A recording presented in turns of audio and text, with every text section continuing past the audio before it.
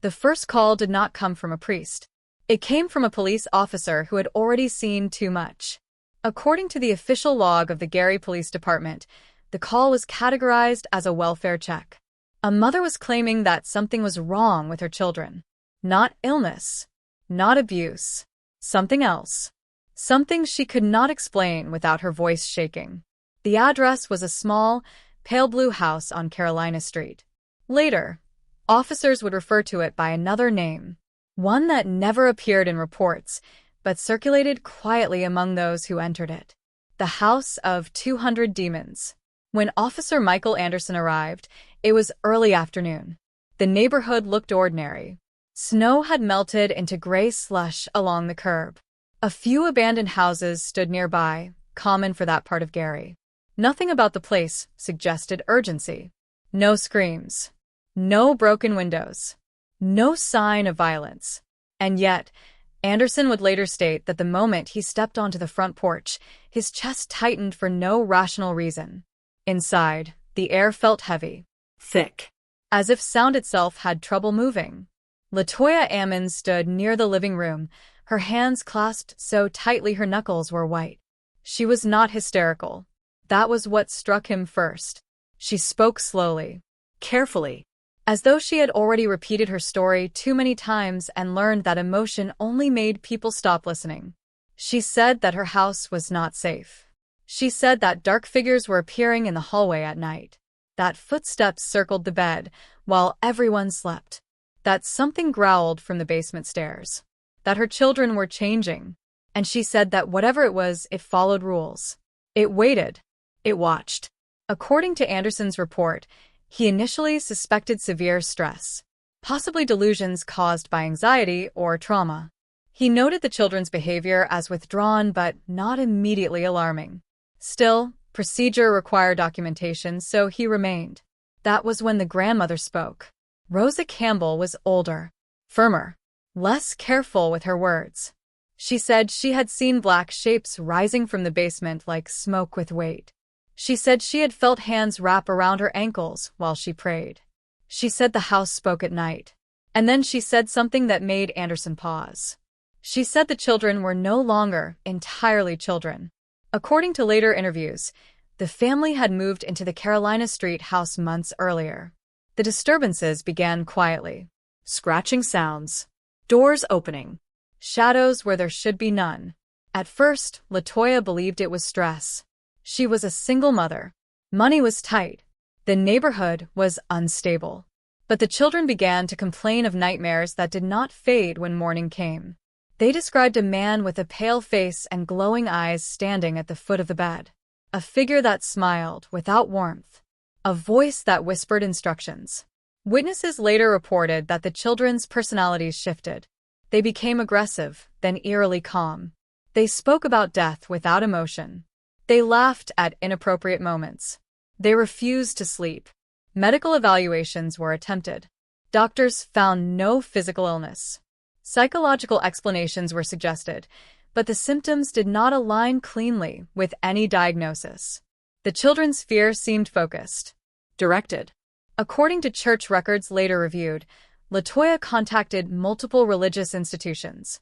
Some refused to get involved. Others suggested prayer from a distance.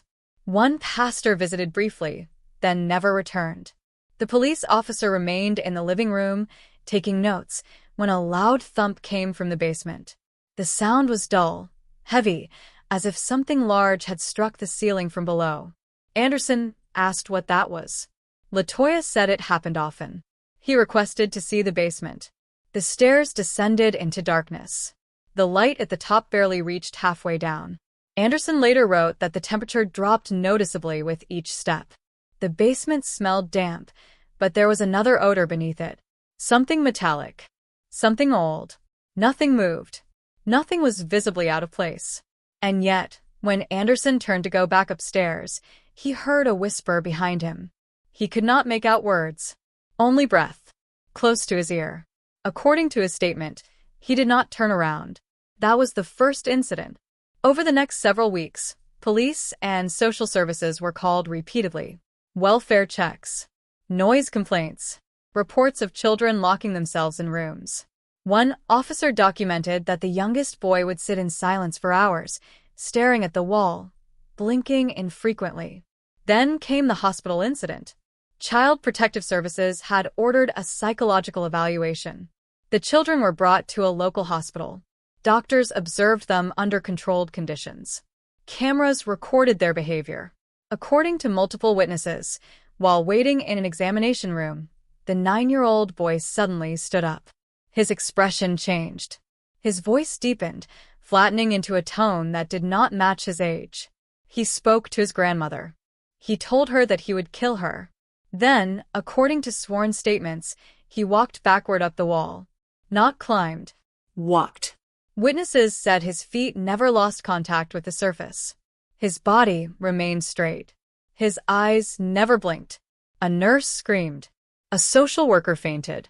A doctor attempted to grab the child and was thrown backward with unusual force. Hospital security footage was later sealed. The boy collapsed moments later.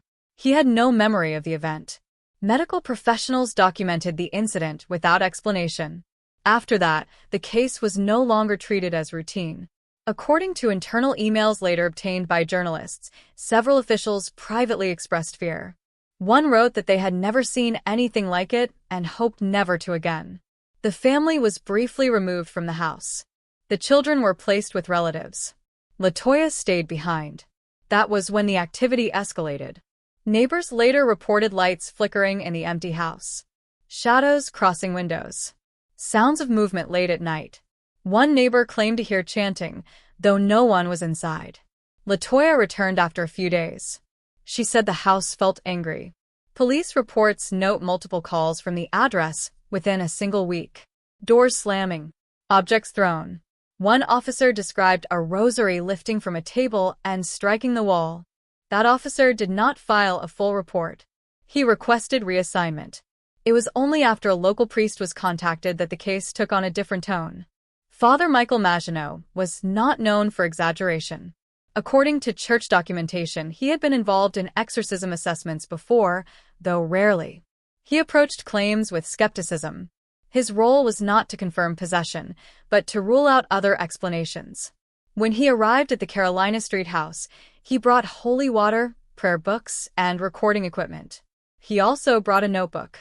According to his later testimony, the house resisted prayer. Words caught in his throat.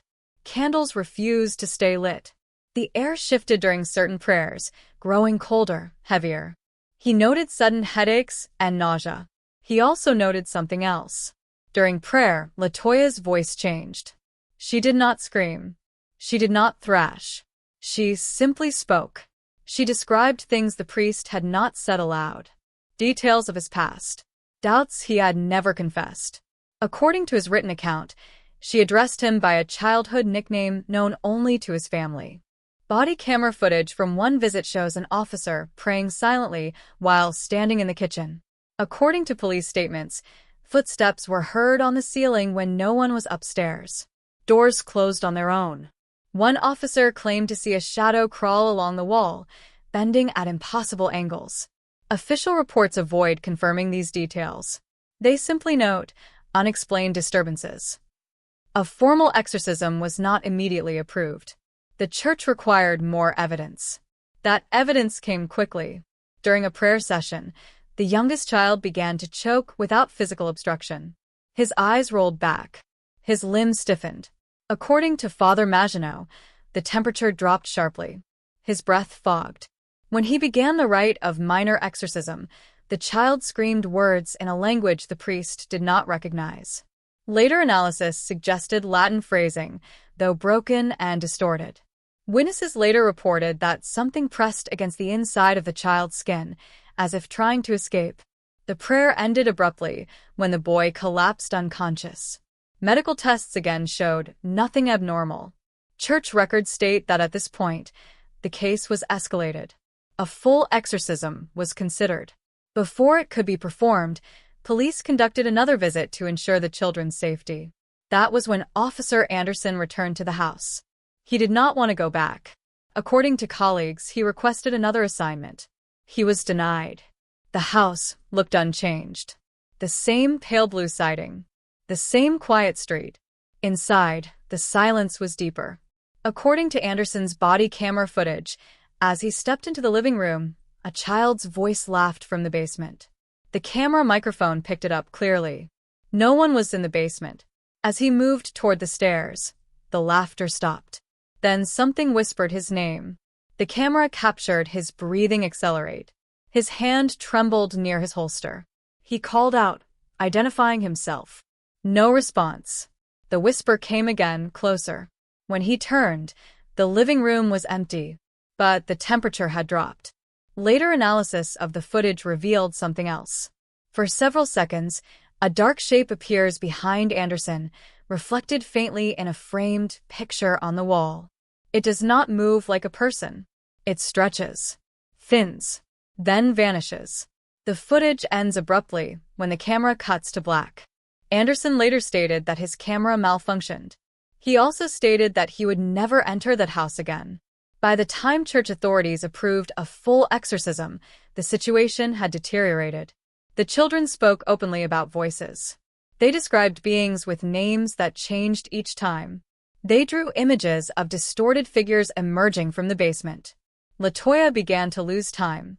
She would find herself standing in rooms she did not remember entering. Her hands would be scratched, her throat sore. According to her statement, she woke one night to find herself at the top of the basement stairs, staring down into darkness, whispering words she did not understand. The house was no longer simply occupied. It was active. The final police report before the exorcism contains a single line written by a senior officer. Recommend spiritual intervention.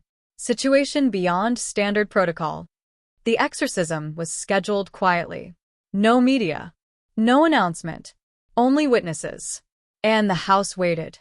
The exorcism did not begin with shouting. According to Father Michael Maginot's written account, it began with silence, so complete it felt deliberate. The kind of silence that presses against the ears, that makes even breathing feel intrusive. The house on Carolina Street seemed to hold its breath as those gathered inside took their positions. 2 priests were present. Father Maginot and another clergyman authorized by the diocese. A social worker stood near the doorway, instructed to observe only. 2 police officers remained outside, told not to intervene unless there was immediate physical danger. Medical personnel waited in an unmarked vehicle down the street. LaToya Ammons and her children sat in the living room. The curtains were drawn. All religious objects in the house had been removed earlier, after several were reportedly thrown across rooms without warning. Only the items brought by the priests remained.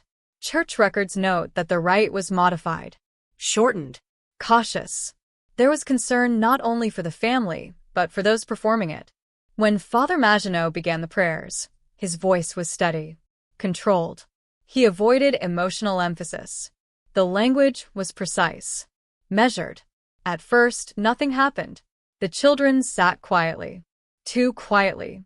Their eyes followed the priest with an intensity that made the social worker uncomfortable.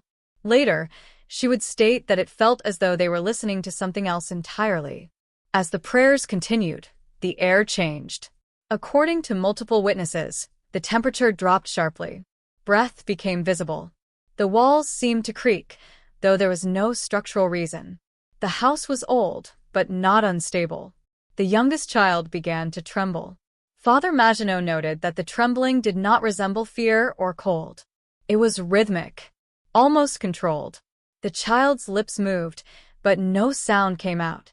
When the priest increased the intensity of the prayer, the child's head snapped upward. His eyes were open. They did not blink. According to sworn testimony, his pupils were dilated to the point that almost no white remained visible. His expression was calm. Not angry. Not frightened. Calm. He spoke. The voice did not match the child's body. It was low, flat, measured. Each word spoken slowly, as if chosen carefully. It addressed the priest by name. It thanked him for coming. Father Maginot later wrote that this was the moment he understood the scale of what they were dealing with. Not a single presence. Not a fragmented psyche. Something organized. Something aware.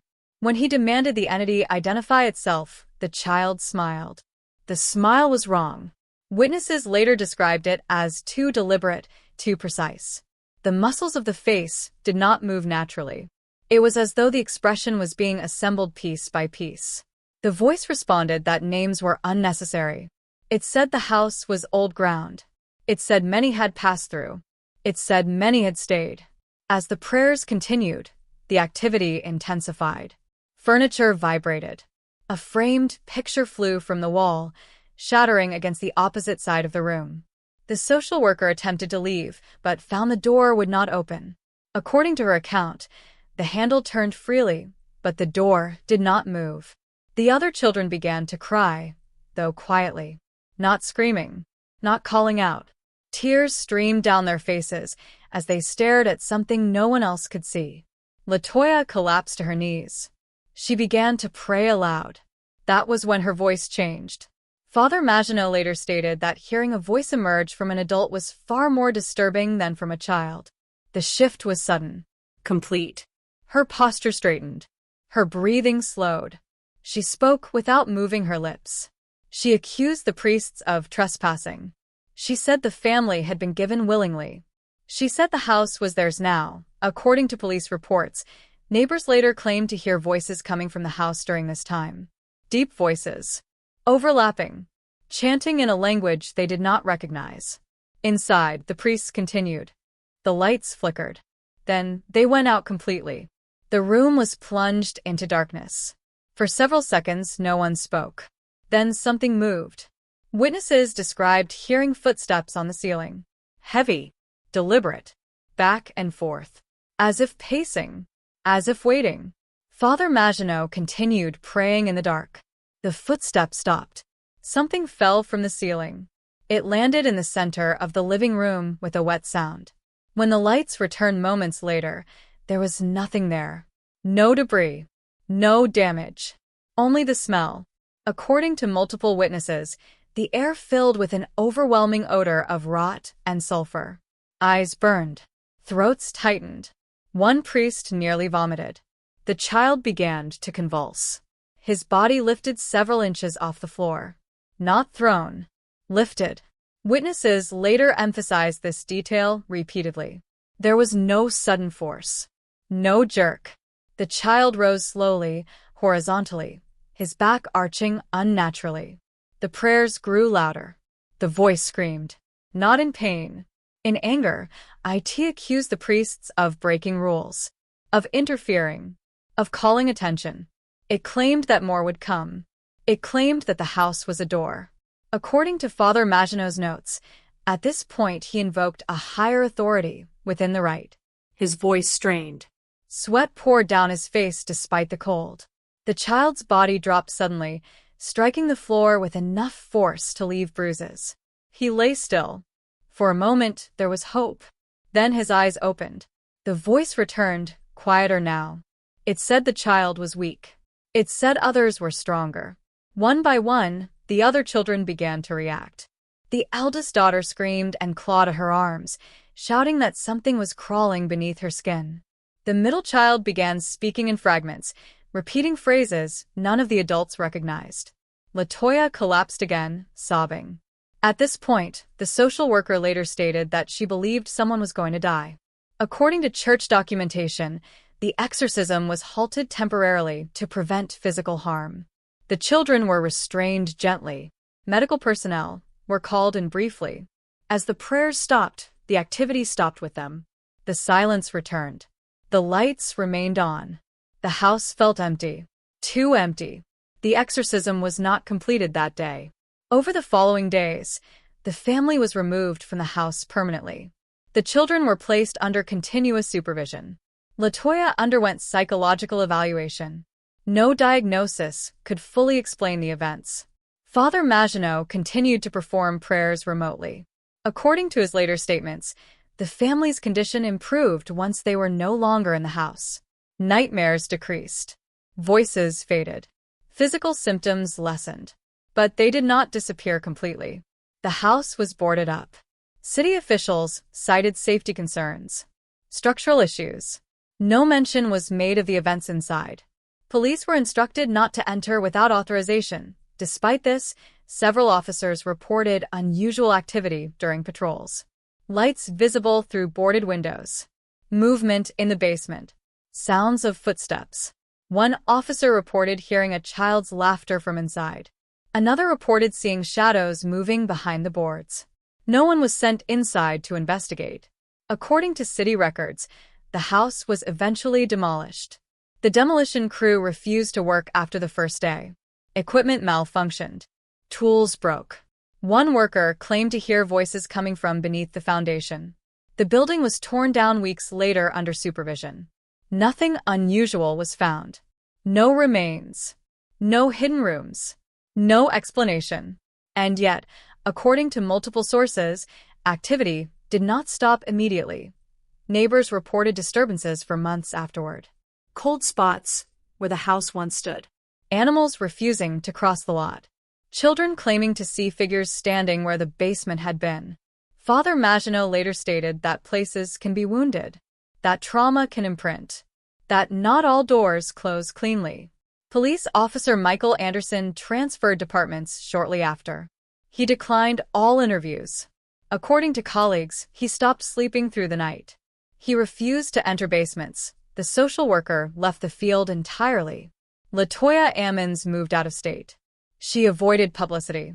In later interviews, she stated that whatever followed them was weaker, distant, as if bound to the place rather than the people. Church records list the case as unresolved. No official declaration of possession was made. No formal conclusion was reached. But within internal correspondence, one phrase appears repeatedly: extraordinary spiritual disturbance.